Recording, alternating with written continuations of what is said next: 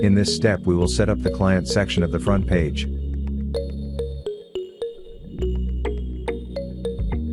Click on the Customize link to open the Customizer panel.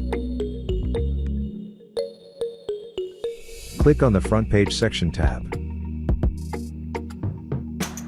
Click on the Client Setting tab.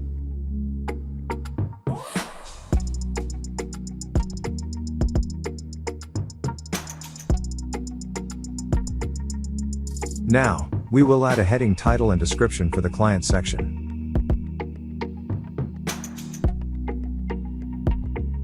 Click on the Add New Client item button to add a new client.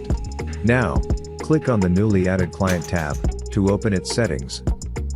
Now add link opening target, and using the Upload Image button, you can upload client picture.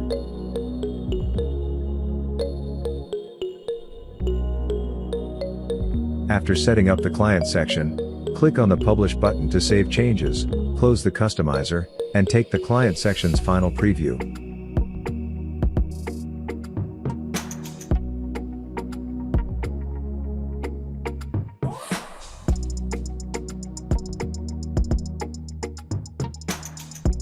Thanks for watching.